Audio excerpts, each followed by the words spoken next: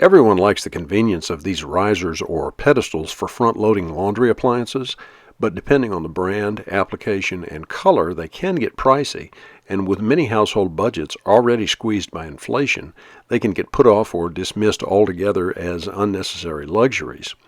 Well, in this video, we're going to show how a little planning in the workshop, combined with a little luck at the thrift shop, produced a solution that we think is actually better than the factory pedestals at a fraction of the cost. All this and more right now here on Shop Tales and Lore.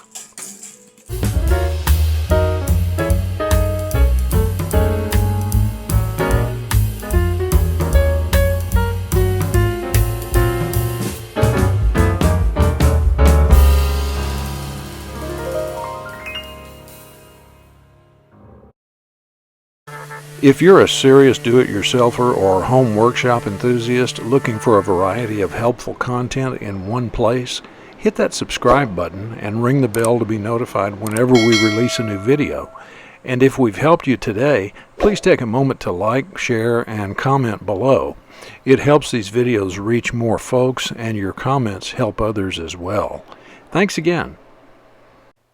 We recently replaced our front-loading washer and dryer and started looking into riser pedestals to help make wash day a little easier on the back. It was kind of a shocker to find out how expensive these things are, especially if we wanted them color-matched to the new machines. When my wife found these in great condition at a thrift shop and paid just $20 for the pair, we planned to just paint them to match the new machines. These are made for Whirlpool, Kenmore, and similar brands, and since they use a straightforward keyhole system to attach the base to the frame of the appliance, I was pretty sure we could make them work. But it turned out that the new machines, in this case Samsung, have a depth dimension that's quite a bit larger than the top surface of our pedestals, and Samsung uses a different proprietary attachment system. So it wasn't going to be quick or easy to adapt our bargain risers to the new washer and dryer. It was tempting at this point to just build a riser platform with a couple of plywood drawers, but the more we studied the drawers that came with the pedestals, the more we liked them.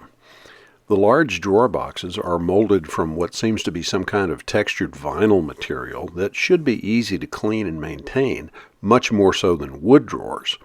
So the idea started coming together to somehow combine the commercial pedestal drawers with a shop-built cabinet.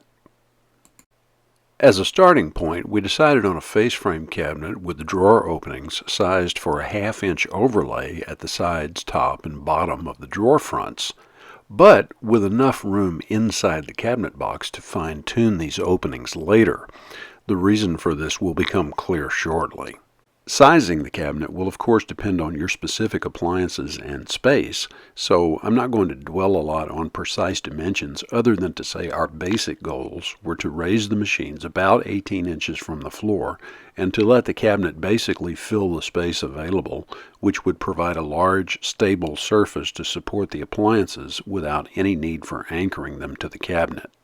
In this case, these goals resulted in a cabinet 63 inches wide, 18 inches high, and 30 inches deep. The top will overhang the cabinet box by about 3/4 of an inch on either side, and a maximum of 3 inches at the front. Since we already had everything removed from this wall and were in effect starting with a clean slate, we also decided to add a new wall cabinet above the machines for some extra storage. Here's the basic case with assembly partially completed. One critical design element to keep in mind is to build in adequate internal support to safely transfer to the floor the stresses of the load the cabinet will have to carry. In this case, the combined weight of the machines alone exceeds 360 pounds, so we chose 3/4-inch plywood for the major load-bearing parts. Because this cabinet is over 5 feet wide, we also added a vertical center partition with everything further supported by 6 heavy-duty leveling feet, 1 at each corner and 2 in the middle. The type of joinery isn't all that important to the strength of the cabinet. We just prefer this dado method, mainly because it eliminates any guesswork as to part placement, which helps speed up assembly. Everything is assembled using wood glue and number 8 by 1.5-inch wood screws for most of the basic casework. We finished up the case by slipping the back into its dado, tacking it to the rear stretcher with a few brads, and then adding a reinforcing nailer strip. The nailer isn't absolutely necessary since the cabinet won't be attached to the wall, but it will help keep the back from flexing excessively. With the case complete, now it's time to focus on the face frame and the exact size of the openings needed to accommodate the pedestal drawers. I started by measuring the exact width between the drawer slides in one of the pedestal housings. Next, I temporarily attached some scrap stock to the front of the cabinet to simulate the face frame and set one of the drawers in place, supported by a couple of wood strips underneath.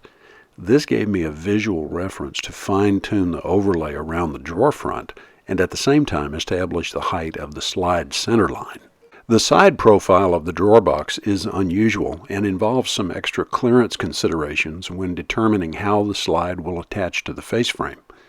Basically, the slide attachment point must be well inside that part of the stile that extends above the slide in order to keep this lip from binding in the opening. We solved this by milling some standoffs into our one-piece MDF frame, but the same thing could be accomplished by adding blocks to a conventional multi-piece face frame. With the face frame in place, we next installed the slides. Because of this cabinet's extra depth, we added some support brackets as an attachment point for the rear of the slides.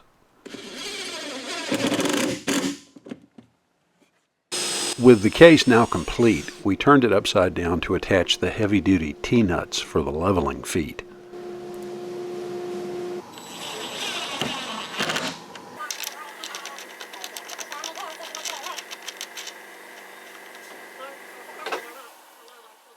For a more aesthetically pleasing look, we decided to shape the front edge of the cabinet top to follow the curves of the drawer fronts.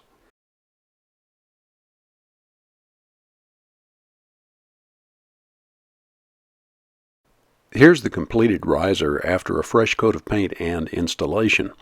We were careful to adjust the leveling feet so the cabinet was level from side to side and front to back, and then we adjusted the feet on both appliances to be sure that everything was solidly in place to prevent any movement during operation.